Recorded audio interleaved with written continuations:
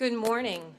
I am Representative Kristen Phillips-Hill. I would like to welcome you all to the 93rd District and to the York County School of Technology. Joining me here today are my colleagues from the York County delegation, Representative Seth Grove, Representative Kate Klunk, and Representative Stan Saylor. Joining us from Adams and Cumberland County is Representative Will Tallman.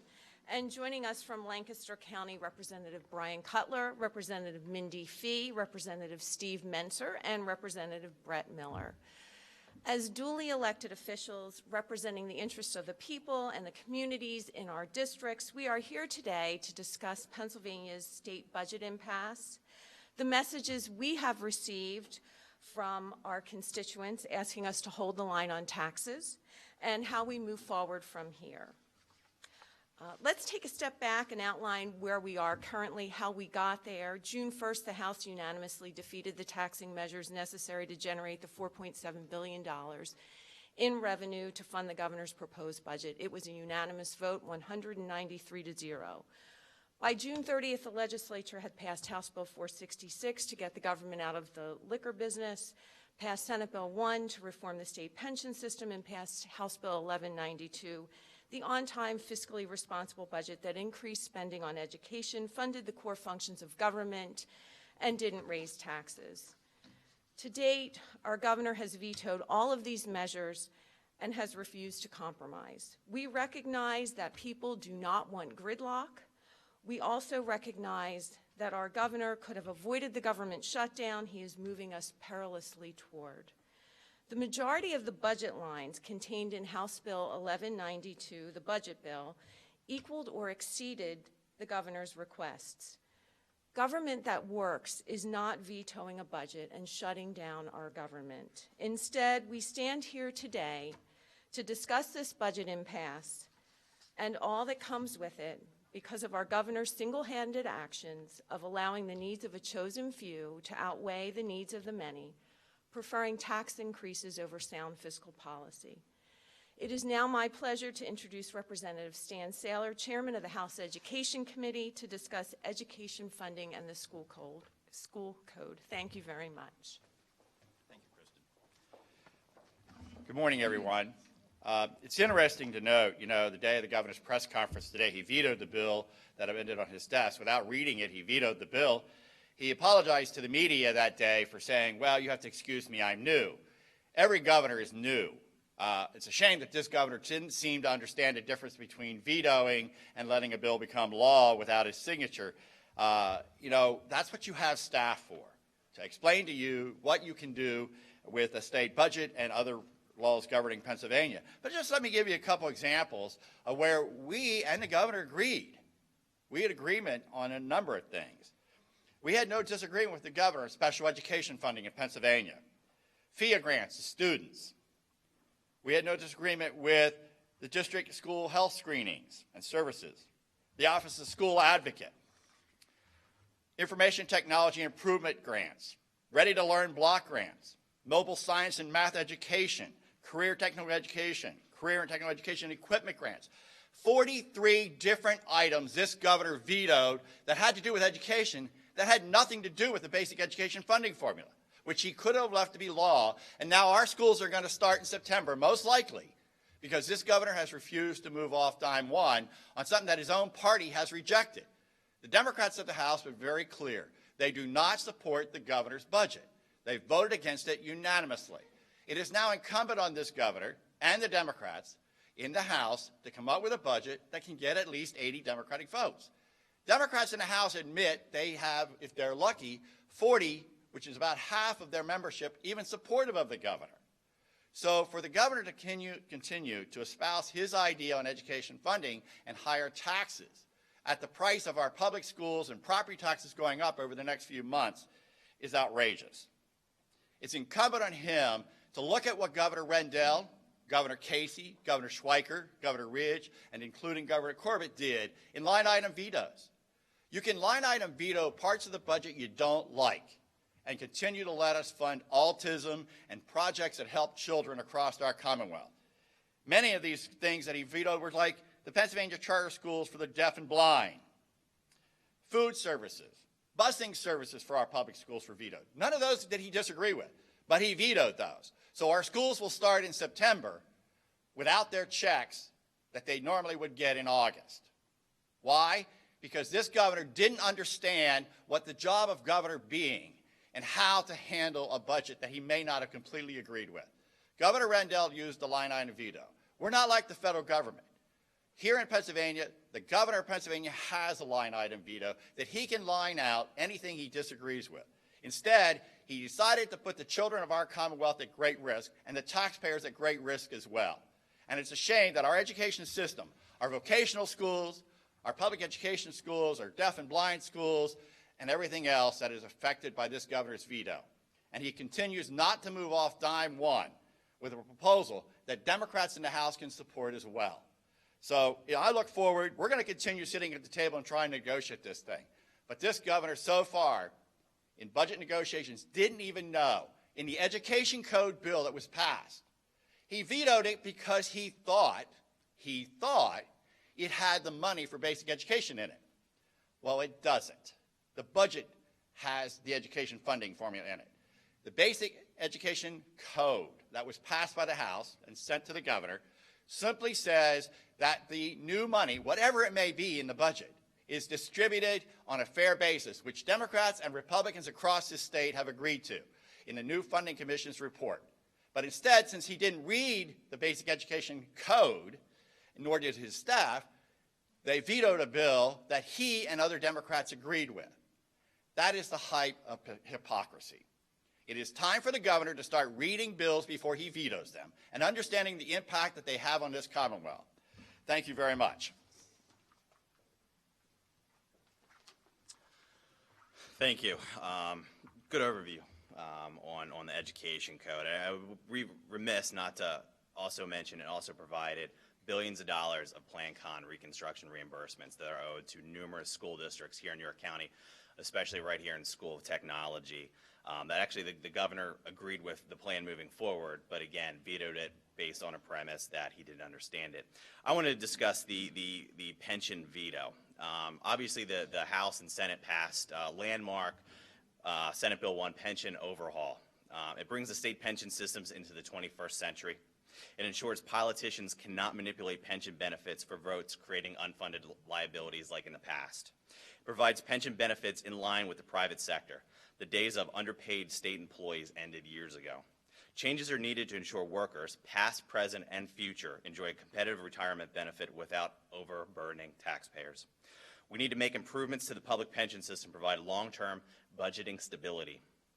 It changes the pension system in previous years that have contributed to the enormous unfunded liability of our pension systems. It is worth noting those changes were overwhelmingly supported by the public sector unions and others within the system.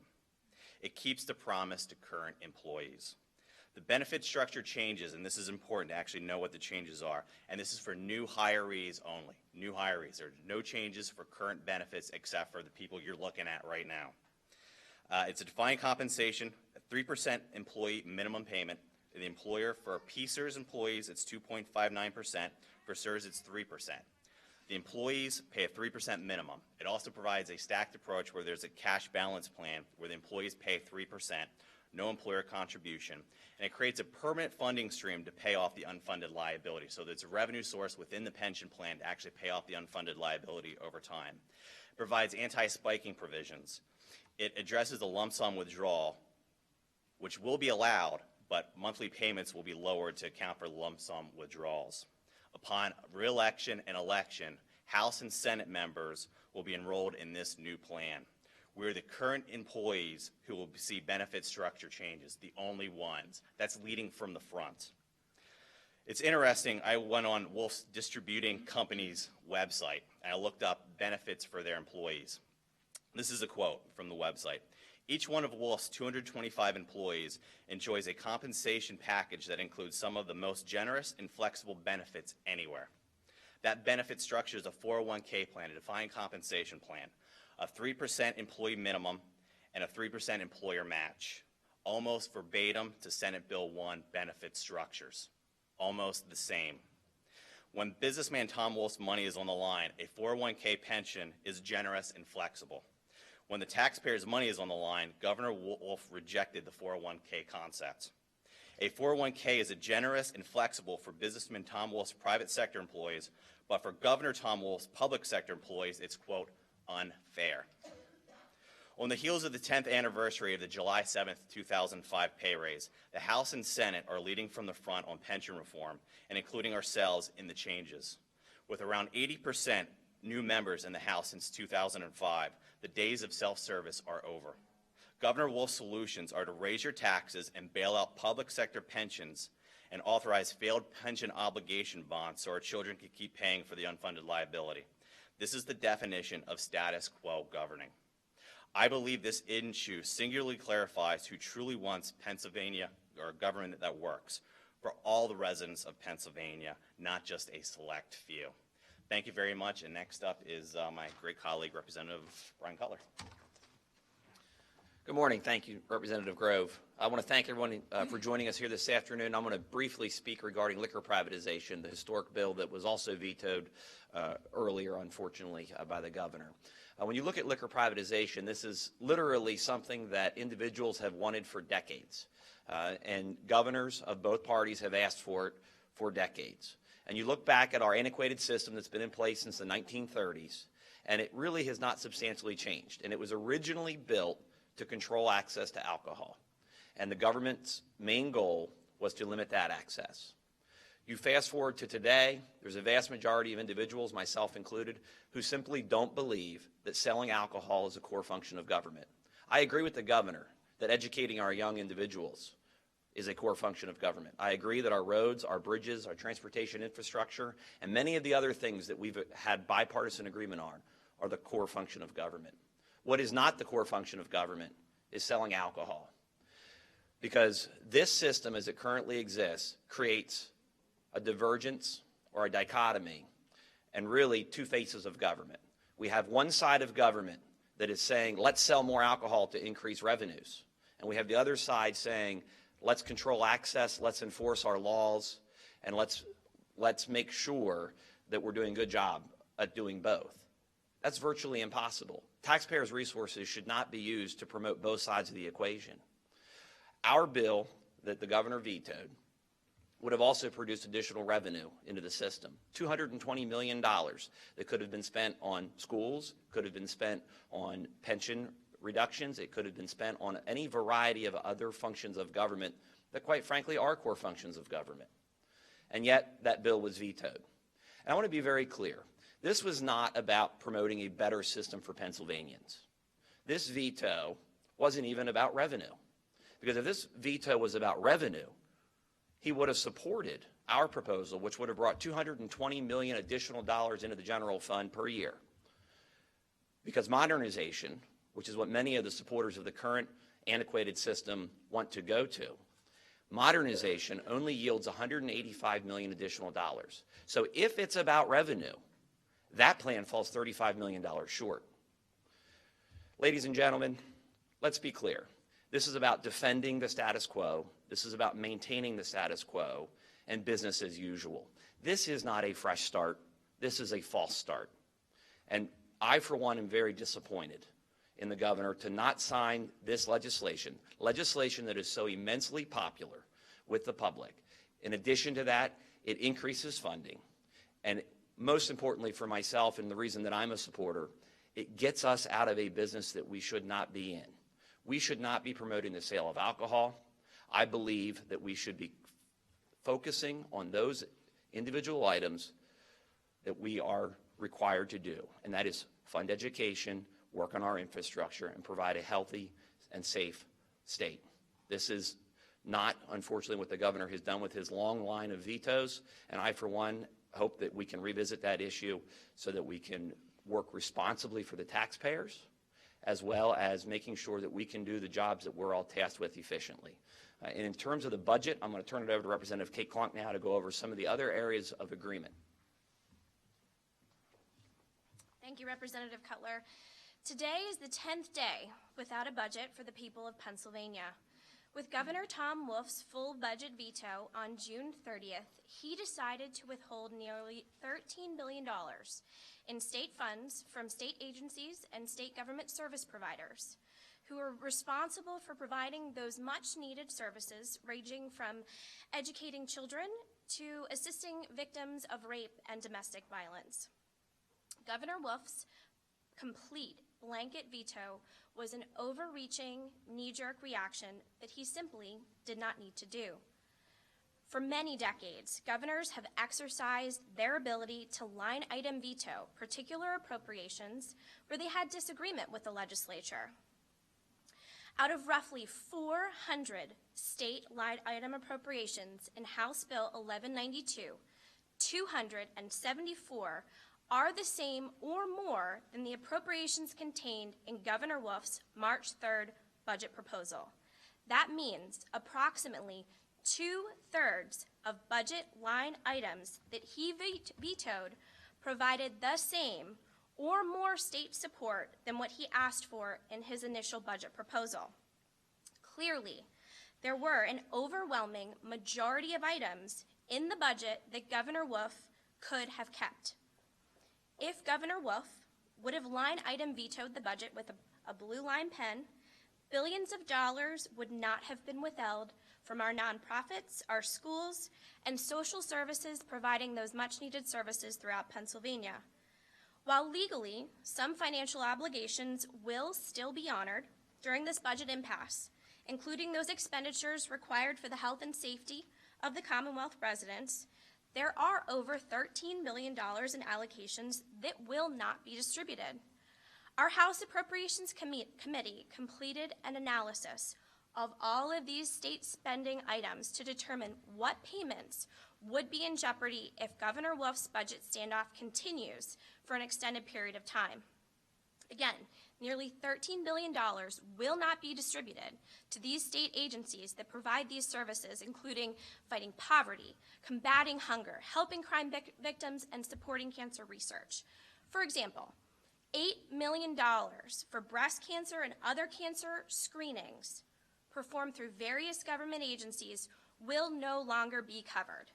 This is incredibly disappointing, since cancer screenings help catch cancer early, which results in a greater chance of a patient beating this devastating disease. In addition, AIDS programs, including financial support for patients to help cover the costly medications to fight this disease, will not be funded to the tune of $17.4 million. Additionally, the governor veto has blocked funding for the Pennsylvania State System of Higher Education universities, FIA state grants to students who will be attending college this fall, medical assistance, juvenile probation services, homelessness assistance, epilepsy support, agricultural research to help combat the threat of avian flu, funding for our public libraries, job training and education programs, and funding for transportation for our disabled veterans here in Pennsylvania. Additionally, money to combat domestic violence is being withheld. Because of the governor's actions on June 30th, $16.8 million will not go to crisis centers and other organizations who are helping assist these victims of domestic violence.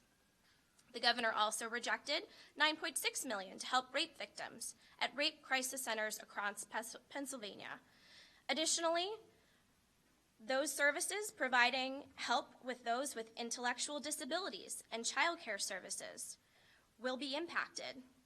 And please note that both of those items were funded to the full amount that the governor requested. Governor Wolf rejected and has stopped funding for over $300 million in child care services and $127 million in early intervention services that help provide services to children 3 years and younger that help address many autism spectrum disorders and allow a child to be mainstreamed into our public school system. As I reviewed this laundry list of items, I could not help but see that the theme of this is that some of Pennsylvania's most vulnerable and needy are the ones who are the most hurt by Governor Wolf's blanket veto. It is clear that if Governor Wolf would have used his line item veto in that blue pen and used that authority to cut from the budget what he did not agree on and kept what he did agree on, billions of dollars would not be blocked to the millions of Pennsylvanians throughout this Commonwealth who need that money to survive. I truly hope in the coming days our governor comes to the negotiating table with more of an open heart. And in the spirit of compromise, he really needs to do this for the people of Pennsylvania, and especially those who are now impacted by this blanket veto. Those people desperately need him. Thank you.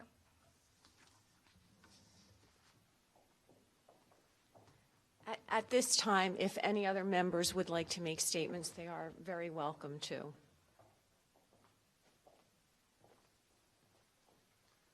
Will Tallman, part of Adams and Cumberland counties. Thank you for being here. Appreciate it coming down here to York County. Let me just do a couple things. Governor Wolf is a former finance secretary, and he was asked this question at his press conference, and Representative Grove kind of referred to this. When he was asked about the physical code and the education code, he did not know what those were because he was new to the job. Remember, he's the former finance secretary. So I just have questions about what was really going on there. And as Representative Chairman Saylor has said, the education code has nothing to do with the education funding. It just actually does the pass-through part with the new formula, by the way, from the Basic Ed Funding Commission. And so, as a former school board member, only one governor has cut state funding for education. And that was when Representative Grove and I, our first 2 years, was Governor Rendell. So in the 2009 budget and the 2010 budget, he actually cut the state funding of education. The numbers speak for themselves. If you want the charts, I got it for you. Thank you. Thank you. At this time, members would be happy to take questions from the media.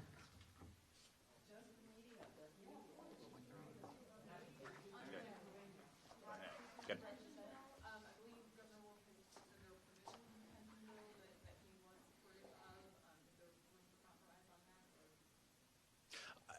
That's on him. We sent him a budget. We sent him fair funding formula. We sent him a fiscal code. We sent him a liquor bill. We sent him a pension bill. That's on him to come back with alternatives. I believe our leadership team asked him to come back with a budget that can actually get done. If he can,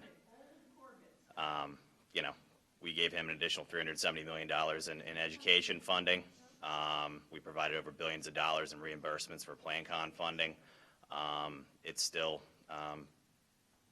befuddles me that he rejected, a pension bill that within his own companies is acceptable within the private sector. So it's really going to be on him to find that middle ground. From our budget negotiators, he has not moved off his $12.7 billion tax increase. That's sales tax expansion, that's PIT tax increase, that's everything. And that was clearly rejected unanimously on June 1st. Thank you for coming. Thank you.